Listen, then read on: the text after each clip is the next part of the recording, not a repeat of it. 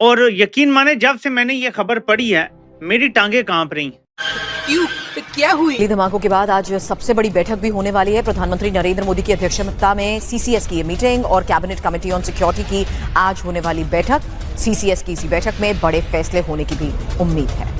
आज इंडिया ने स्टैंड 1 पे अपनी आर्म फोर्सेस को कर दी है। पीएम आवास पर सीसीएस की बैठक शुरू हो चुकी है। कैबिनेट कमेटी ऑन सिक्योरिटी की बैठक जिसकी अध्यक्षता प्रधानमंत्री नरेंद्र मोदी कर रहे हैं। दिल्ली ब्लास्ट के बाद ये सबसे बड़ी बैठक है। तो ये खबर ऐसी है कि दिल पर अजीब बिजली सी गिरी है ये खबर सुन के। फटी पड़ी है, सीधी सी बात है। मैंने देखा है कि लाहौर में तो पूरी की पूरी मिलिट्री टैंक और ये और वो और बॉर्डर पे फौज चौकस कर दी गई है। ये वो अभी तो इनका मैं क्या बोलूं, मैं इनकी तो फटने वाली है। और अब आपको बताने का वक्त आ गया है कि आखिर पाकिस्तान क्यों खौफ में है, जिसका हमने सबसे पहले जिक्र किया था। 22 अप्रैल को आप याद कीजिए, पहलगाम अटैक हुआ था और उसके बाद कैबिनेट कमेटी ऑन सिक्योरिटी की बैठक हुई थी। यही सीसीएस की मीटिंग जो अब एक बार फिर होने जा रही है। इसके पीछे इंटेंशन एक तो ये है कि अमन तबाह किया जाए, दूसरा ये कि पाकिस्तानी कौम को डराया जाए। देखिए हम कहां तक पहुंच गए हैं।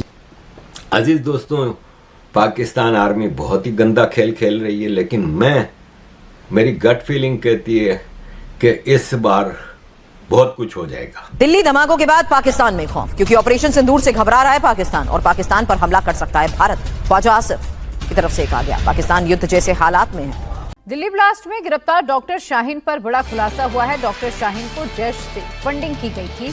मिनी रिक्रूट कमांड सेंटर के लिए जैश से फंडिंग की गई थी। अब आती है कि होगा क्या।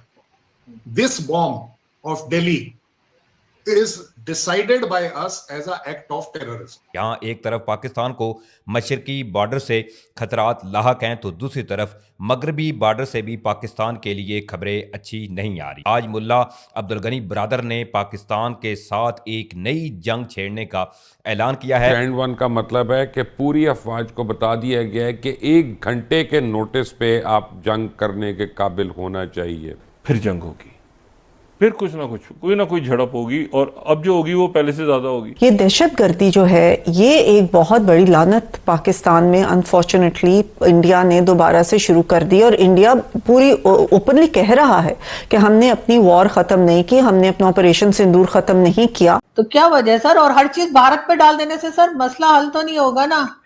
भारत कर रहा है तो भाई आप क्या कर रहे हैं? मटर छील रहे हैं। भाई आप एक बात बताइए ना, डोवल आपके सामने और क्या बोले? डोवल के पास आपने क्या ऑप्शन छोड़ा? आपने पीसफुल ऑप्शन छोड़ा हुआ है। क्यों? क्योंकि डोवल साहब पहले देख चुके हैं, बस गई थी हमारे प्राइम मिनिस्टर को लेकर, कुछ और हो गया।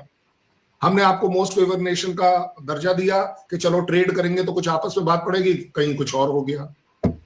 मतलब कहीं ना कहीं कॉन्फिडेंस बिल्डिंग मेजर होंगे तभी ना। अब जब वो नहीं दिख रहे हैं तो वो बंदा रेडिकल होकर वो भी बोलने को तैयार है कि भाई हम भी इस तरह के ऑप्शंस कर सकते हैं। जैसे कि हमारे डिफेंस मिनिस्टर ने पहली बार कहा, न्यूक्लियर से रिलेटेड पहली बार कहा कि हमारी जो नो फर्स्ट पॉलिसी है ये हमारी कमजोरी नहीं है, it can be always reviewed. Otherwise आज तक कभी नहीं कहा। क्यों? क्योंकि आपके यहां से आवाज इतनी ज्यादा जोर से उठी कि न्यूक्लियर बॉम्ब तो होने ही वाला है, इस्तेमाल होगा ही होगा। ये इस्लामिक बॉम्ब भी बनेगा, ये भी बनेगा, वो भी बनेगा। सो देयर आर टाइम्स के in politics and in such international relations आपको काफी कुछ कहना पड़ता है और काफी कुछ बिना कहे भी करना पड़ता है। ट्रंप के पास जो मैसेज है इंडिया का, आप देख लीजिए, कल उन्होंने बोल दिया कि India is right now not happy with me but they will very soon be happy with. हमने तो कभी नहीं बोला, हमने ट्रंप को कोई जवाब नहीं दिया। हमने अपनी इंटरनेशनल कम्युनिटी को बोला हमने जो ट्रंप कह रहे हैं हम उसके साथ नहीं, हम उसके टैरिफ के साथ नहीं, हम उसके सीज फायर के साथ नहीं। हमारा अपना डिसीजन मेकिंग है, हमने अपना डिसीजन मेकिंग किया है। वो हमारे और पाकिस्तान के बीच की बात है, ये हम दोनों के बीच का मामला है, इसके बीच में तीसरी पार्टी नहीं। Same goes for tariff now. So Shakeel साहब, डोवल जब कुछ कह रहा है तो इसी को बोला जाता है कैरेट एंड स्टिक। कैरेट हमारा फेल हो गया, हमने जितनी बार पाकिस्तान को प्लीज करने की कोशिश करी शायद फेल हो गया। डोवल उसका चश्मदीद गवाह है। तो उसने बोला यार ये स्टिक उठाने में और बताने में क्या डाउट है कि यार हम भी इस तरह के ऑप्शंस देख सकते हैं। ऐसी बात नहीं है कि हमारे पास ये ऑप्शन ही नहीं है कि हम आपके यहां तकलीफ नहीं कर सकते। हम भी सपोर्ट कर सकते हैं अफगानिस्तान को, हम भी सपोर्ट कर सकते हैं टीटीपी को, हम भी सपोर्ट कर सकते हैं बलूच को, हम भी सपोर्ट कर सकते हैं पीओजेके को कि नहीं जी आप आइए, हम आपको वेपन देंगे। आप बताइए कितनी बार आपके यहां पर कैच किया गया इन सभी ऑर्गेनाइजेशंस में जहां पर के हथियार के ऊपर इंडियन मार्किंग थी।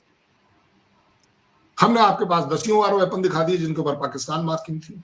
हमने आपके यहाँ दसियों बार चॉकलेट्स दिखा दी जिसके रैपर्स जो थे, अब उसमें ये मत जाइएगा कि इंटेलिजेंस वालों ने प्लांट कर दिए होंगे, ये कर दिए होंगे, वो कर दिए, वो सारी बातें मैं मान सकता, बट दिखाया तो है ना, इंडिकेटर्स अवेलेबल हैं, आपके यहाँ के स्टेटमेंट अवेलेबल हैं कि नहीं हमने घुस के मारा है पार्लियामेंट में, ये आपके यहाँ बोला जा रहा है।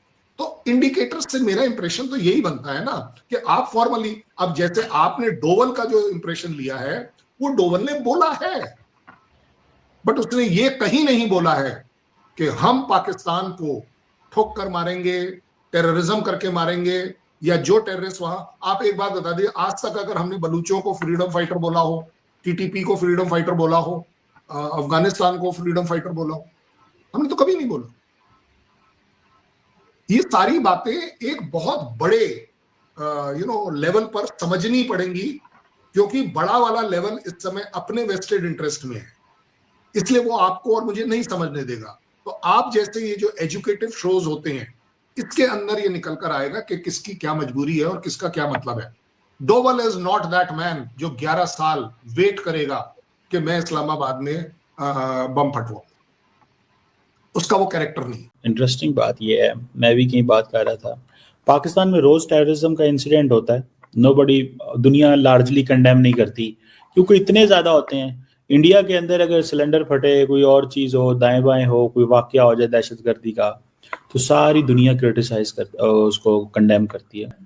देखिए पाकिस्तान बड़ा क्लियर विक्टिम है, क्लियर वो है एक जिसे कहते हैं ना, उसको जो मर्जी हमला कर दे उसके ऊपर, टीटीपी भी आ गई, बीएलए भी आ गई, कैसे कर लेते हैं ये इतना। तो ये देखें, ये is so simple, keep Pakistan busy, Pakistan को बिजी रखो, फौज को बिजी रखो, स्ट्रेच रखो, इधर हमले हो रहे हैं, उधर हमले हो रहे हैं, इधर से अटैक हो गया, उधर से अटैक हो गया। सर ये भी तो हो सकता है कि पाकिस्तान के अंदर से ही लोग इनकी मदद कर रहे हों, पाकिस्तान के अंदर ही ऐसे लोग हों जो चाहते हैं कि अफगानिस्तान की तरफ से या भारत की तरफ से पाकिस्तान के ऊपर किसी न किसी तरह का अटैक चलता रहे, टेंशन बनी रहे, बॉर्डर पे भी टेंशन बनी रहे, क्योंकि इससे इन लोगों को तरह तरह की पोस्ट लेने का मौका मिल जाता है, इनको ये बताने का मौका मिल जाता है कि हम तो बड़े खतरे में हैं और हमारे पास जितने भी हमारे पास पैसे हैं या कहीं से आते हैं, कुछ भी है, वो सबका सब हमें सिर्फ डिफेंस पे लगा देना है। हमारे यहाँ सिर्फ और सिर्फ डिफेंस को फोकस किया जाता है।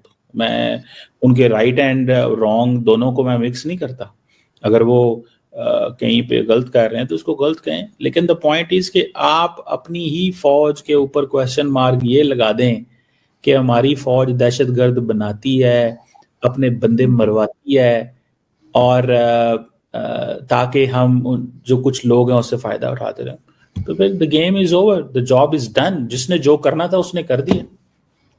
सही बात है सर, आपके ख्याल से किसी ने कभी फायदा नहीं उठाया, यहाँ पे डिक्टेटरशिप नहीं रही, यहाँ पे ये सब लोग जो हैं इन्होंने एक डिक्टेटरशिप बनाकर नहीं रखी। 35 साल इस मुल्क में खुल्लम खुल्ला इन लोगों ने हुकूमत की, अभी भी वही कुछ चल रहा है। इस वक्त भी आप लोग जो 27 अमेंडमेंट लेकर आ रहे हैं वो क्या है, उसमें भी तो यही सब कुछ हो रहा है।